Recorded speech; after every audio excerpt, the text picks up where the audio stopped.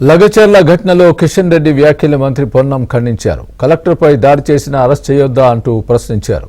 BRS నేతల ప్రోత్సాహం వల్లే లగచర్ల ఘటన జరిగిందంటున్న మంత్రి పొన్నంతో మా ప్రతినిధి సుభాష్ ఫేస్ టు ఫేస్.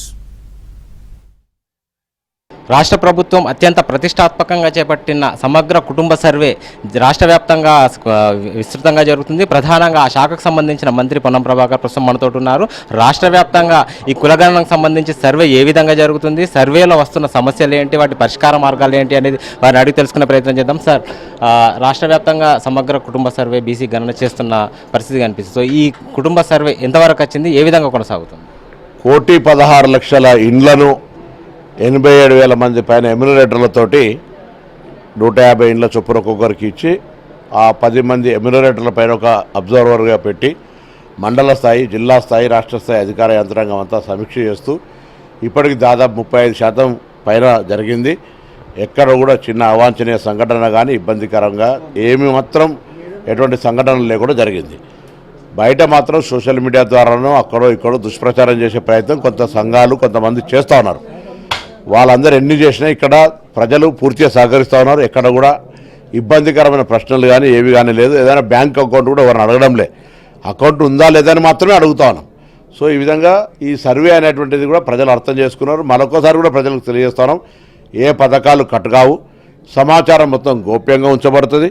ఈ సమాచార సేకరణ ద్వారా మనకు ఏదైనా ఇబ్బంది ఉంటే ఎట్లయితే హెల్త్ చెకప్ చేసుకుంటే పర్టికులర్ ట్రీట్మెంట్ చేసుకుంటామో, ఈ సమాచార సేకరణ అనేది రేపు తెలంగాణ రాష్ట్ర ప్రయోజనాలకు సంబంధించి తెలంగాణలో ఏ విధమైనటువంటి పథకాలు తీసుకొచ్చి ప్రజలందరికీ న్యాయం చేయగలుగుతామనేటువంటి దాని కొరకు ఉపయోగించుకుంటాం. ప్రధానంగా విపక్షాలు చేస్తున్న ఆరోపణలు ఏంటంటే ప్రభుత్వం ఈ సర్వే ద్వారా చాలా అనర్థాలు సృష్టించబోతుంది, ప్రధానంగా ప్రభుత్వం నుంచి వచ్చే పథకాల్లో కోతలు విధించడానికే ఇవన్నీ వివరాలు సేకరిస్తుందని ప్రచారం చేస్తుంది. దీన్ని ఎట్లా చూడొచ్చు? నేను మళ్ళీ చెప్తా ఉన్నా, ప్రభుత్వం మీద అప్రతిష్ట పాలు చేయడానికి ప్రతిపక్షాలు సోషల్ మీడియా వేదికగా పత్రికల ద్వారా దుష్ప్రచారం చేస్తూ ఉంది.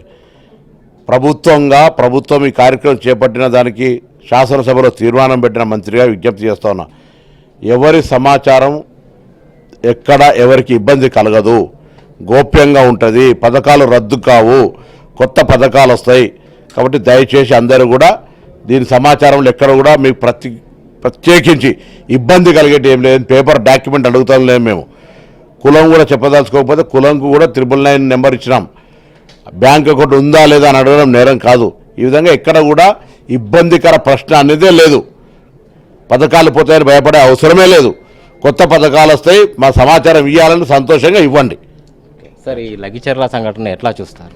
లగిచర్ల సంఘటనకు సంబంధించిన కిషన్ రెడ్డి స్టేట్మెంట్ చూస్తే నవ్వొస్తూ ఉంది. కిషన్ రెడ్డి కలెక్టర్ కొట్టుడు తప్పే, కానీ మనం అరెస్ట్ చేస్తారంటే ఏం చేయమంటారు? కిషన్ రెడ్డి గారు కేంద్ర మంత్రి సలహా చెప్పమని అడుగుతాను. సలహా చెప్పు. కలెక్టర్ గారిని కొడితే కూడా అరెస్ట్ చేయొద్దని అంటున్న ఈయనే ఎట్లా కేంద్ర మంత్రి అర్హుడు అని అడుగుతాను. ఇవాళ కనీసం అర్హత ఉన్నదా? ఒక కేంద్రం నుంచి ఎంపిక వాడు యూపీపీఎస్సీ ద్వారా ఎంపిక కాబట్టి ఐఏఎస్ అధికారిపై కూడా దాడి జరిగితే వాళ్ళని అరెస్ట్ చేయదు, కొట్టడం తప్పే, కానీ వాళ్ళని అరెస్ట్ చేస్తారని అంటుంటే ఆయన కేంద్ర మంత్రికి అర్హత ఉందా లేదా ఆ పార్టీ గమనించుకోవాలి. ప్రభుత్వం ఏది చేసినా చూస్తూ ఊరుకోవాలా అంటూ ప్రతిపక్ష నేతలు మాట్లాడుతున్నారు. దీన్ని ఎట్లా ఊరుకోమని అంటలేం కదా. మీరు రిప్రజెంట్ చేయండి, ఆర్గ్యుమెంట్ చేయండి, పబ్లిక్ కన్విన్స్ చేయండి, న్యాయస్థానానికి. ప్రభుత్వం ఇప్పుడు మీరు గతంలో మీ మల్లన్న సాగర్ మేము వద్దంటే మీరు ఊరుకున్నారు, కొట్టి కొట్టి కొట్టి తోడుకలు తీసారు కదా.